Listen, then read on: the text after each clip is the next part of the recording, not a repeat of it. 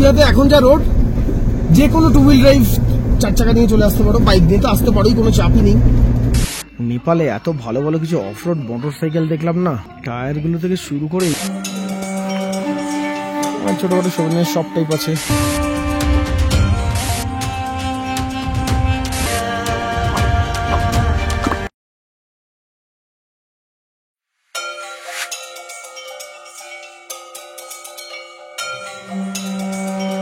তো বাজে এখন 9:30 মতন, গাড়িটাকে একটু কোল্ড স্টার্ট করছি।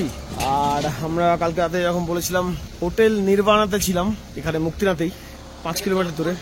হোটেল থেকে আশেপাশে মুক্তিনাথের নাজারা কিছু এরকম, অনেকটা লে টাইপ ল্যান্ডস্কেপ, ব্যারেন ল্যান্ডস্কেপ, কোনো গাছপালা নেই। আর স্নোক্ল্যাড পিকস তো অবশ্যই, অন্নপূর্ণা রেঞ্জের পুরো পিছন দিকটায় আছি আমরা। আর এখানে যদি আমি তোমাদেরকে দেখাতে যাই, আমি কোন পিকটা কি পিক সেটা তোমাদেরকে এক্ষুনি বলে দেবো একবার, তবে জাস্ট ল্যান্ডস্কেপটা দেখাচ্ছি। মোটামুটি ফুল ব্যারেন লে কাইন্ড অফ ল্যান্ডস্কেপ, তবে মনে হচ্ছে বর্ষাকালে এগুলো গ্রিন হয়ে যায়, পাহাড়গুলো অনেকটাই ওপর দিকে হালকা গ্রিনারি দেখা যাচ্ছে। এর মতো অতটা অল্টিটিউড না এখানে, বাট অন্নপূর্ণা রেঞ্জটা আমরা দেখছি এখন পিছন দিক থেকে পুরোপুরি। তো এবার যাই, গাড়িতে বসি, বেরোই আমরা মুক্তিনাথের দিকে। গাড়ি কোল্ড স্টার্ট হচ্ছে অনেকক্ষণ ধরেই। এই চাদুদা কাজটা নামি দাও, কাজটা নামো না। আমরা এখন জাস্ট 5-6 কিলোমিটার দূরে ছিলাম মুক্তিনাথ টেম্পল থেকে। তো আমরা এখন 14 মিনিট লাগবে, 10 থেকে 14 মিনিট লাগবে পৌঁছাতে। আর সামনে মাউন্টেনের ভিউগুলো তো এখন দুর্দান্ত হয়েছে, কারণ আমরা জাস্ট বলতে গেলে এইখান থেকে মাউন্টেনগুলো স্কেল করতে হয়তো একদিনের ব্যাপার, দেখে এরকম মনে হচ্ছে। বেসগুলোতে 1 থেকে 1.5 দিনের মধ্যে পৌঁছানো তো যাবে। ট্রেক হয় এখানে, হয় ট্রেক রুট আছে দেখছি আমি। ট্রেক তো অবভিয়াসলি, ট্রেকের জন্যই তো জায়গাটা ফেমাস। ওই যে দেখছো না ট্রেক রুট, ওই যে ওখান থেকে আমার সেই ল্যান্ডস্কেপ গুলো লাগছে সামনে দেখ।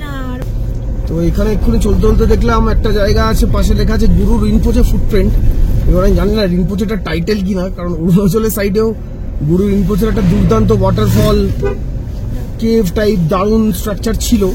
লেক আছে, এখানে মুক্তিনাথেও গুরু রিনপোচের একটা ফুটপ্রিন্ট দেখলাম। তো মেবি ইটস দ্য সেম গুরু রিনপোচে বা মুক্তিনাথ। 3 কিলোমিটার সামনে ভিউটা তো তোমরা দেখতে পাচ্ছ, অসাধারণ ভিউ।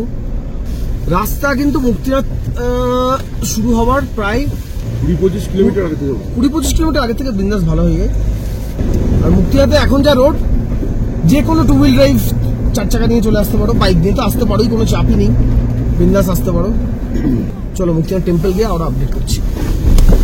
আরে বাবা কি হলো বলতে অনেক দিকটা কেন যেতে পারিনি। সকালবেলায় উঠে জমসম থেকে বেরিয়ে মুক্তিনাথ ঘুরে ব্যাক করছে কানাটাকা থার। দেখলাম তো, পাশ দিয়ে বেরিয়ে গেল। আমরা আজকে বেশি শহরে ঢুকবো, ও যা ঘাপাঘাপ করলো। ওকে, তো আমরা এখন মুক্তিনাথে পার্কিং স্পটে। Please do not throw waste anywhere. Fine, আমার মনে হয় এখান থেকে মুক্তিনাথে হাঁটার রাস্তাটা আবার এই দিকে। গাড়ি তো এখানে পার্ক করেছি, কিন্তু এইদিকে পুরাং লেক বলে আরেকটা লেক আছে এখানে। তো একবার ম্যাপে দেখে নেবো কতটা দূর, সেটা আদৌ যেতে পারবো কিনা। আর চারিদিকে ভিউজ তো ম্যাজেস্টিক, কি বলবো। অল্টিটিউড এখানে মোটামুটি 13,800 ফিটের কাছাকাছি, যা দেখা যাচ্ছে আমার ঘড়িতে দেখাচ্ছে 12,000 ফিট। বাট এখানে যে বোর্ডগুলো ছিল, বোর্ডগুলোতে দেখাচ্ছে 13,800 ফিট। সো এনিওয়েজ 13,000ই ধরে রাখো মোটামুটি। এই স্নোক্ল্যাড পিকসগুলোকে যতই দেখে যায় না কেন মন ভরে না। আর রোদটা এত ইন্টেন্স না, তাকাতে পারবে না। মারাত্মক ইন্টেন্স রোদ, মারাত্মক ইন্টেন্স রোদ। মানে আমি সানগ্লাস পরেও যেন মনে হচ্ছে তাকাতে পারছি না ঠিক করে। ঠিক আছে, এত ব্রাইট, এত ব্রাইট। আর এইখানে পার্কিংয়ে ঢোকার আগে মুক্তিনাথ ম্যাপের স্কেলটা দেওয়া আছে মোটামুটি। এই যে ইউ আর হিয়ার। সো আমরা এখানে পার্কিং করলাম। পুরাং লেক দেখাচ্ছে অফ রোড, বাঁ দিকে পুরাং লেক দেখাচ্ছে অফ রোড হয়ে যাচ্ছে চঙ্গুর গোমপাগার। মুক্তিনাথ টেম্পল আছে, হেঁটে যাওয়ার রাস্তা ওখানে। গুরু রিংপোচে ভিউ পয়েন্ট, ধর্মশালা লুব্রা ওদিকে, হেলিপ্যাডটা মাঝখানে। তো যাই হোক, মানে মোটামুটি ফুল ট্রেলটা, ওয়াকিং ট্রেলটা দেখতে পাচ্ছ। তো এই হচ্ছে মুক্তিনাথ ওঠার রাস্তা। এখান থেকে মোটামুটি 1/2 ঘন্টা লাগবে হেঁটে উঠতে। আস্তে আস্তে হেঁটে উঠি, ভালো কোনো ভিউজ থাকলে অবশ্যই দেখাবো। নেপালে এত ভালো ভালো কিছু অফরোড মোটর সাইকেল দেখলাম না, মানে টায়ারগুলো থেকে শুরু করে এই যে অফরোড বাইকের স্ট্রাকচারগুলো, কাশ এরকম একটা বাইক ইন্ডিয়াতে আমি কিনতে পারতাম। কি আলাদাই বাইকগুলো, আলাদাই। আর সব মেড ফর, ও হো হো হো হো, সব মেড ফর এরকম অফরোড রাস্তা, চেনগুলোই আলাদা। এই টাইপের মোটরসাইকেল একটা পেলে আমি শিওর কিনে ফেলতাম। থরো র্যালি ব্রেড মোটরসাইকেল, 2 স্ট্রোকই হয় মোস্টলি এগুলো।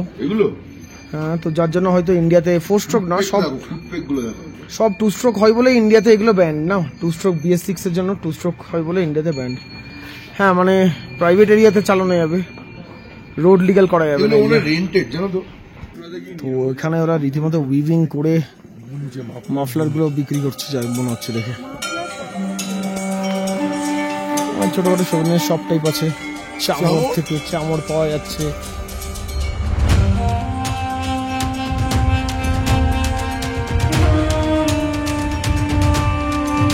খুব একটা বেশি কোনো হাঁটা না, আমরা আরামসে হাঁটতে হাঁটতে দেখতে দেখতে আসছিলাম। মোটরসাইকেল আনলে এখানে পার্ক করতে পারো, গাড়িতে অনেক আগে ছেড়ে দিতে হয়। কিন্তু এবার হাঁটার পাটা হচ্ছে এই সিঁড়িটা,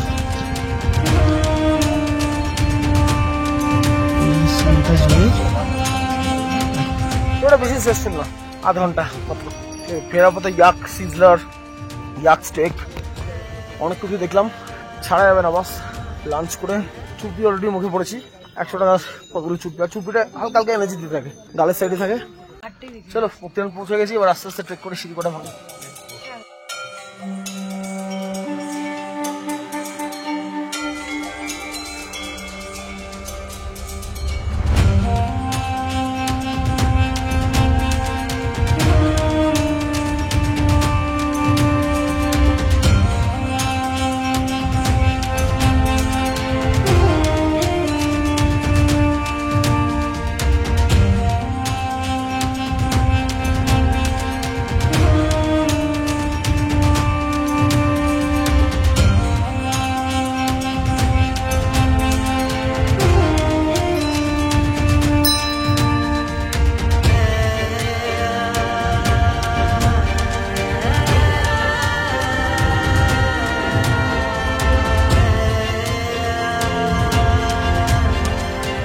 তো মুক্তিনাথের মন্দির প্রাঙ্গণে পৌঁছে গেছি আমরা।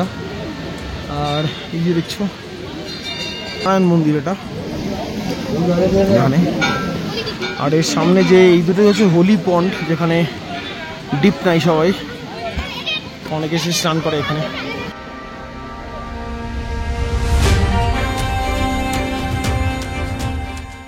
মুক্তিনাথ মন্দিরের পাশে ছোট্ট একটা গম্পা মতন আছে, বেশ সুন্দর দেখতে।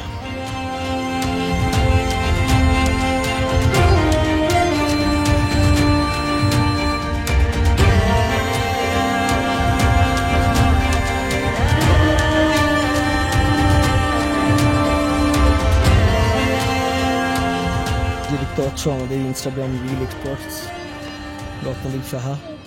বসার বেশ সুন্দর জায়গা আছে, তো জ্যাকেট ফ্যাকেট কিছু আর লাগছে না।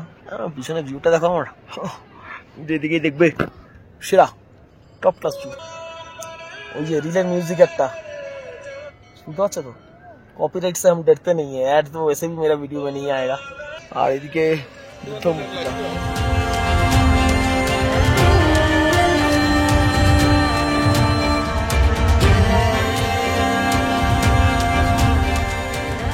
संध्या टाइम में, आरती के टाइम में हम ठीक है जरूर।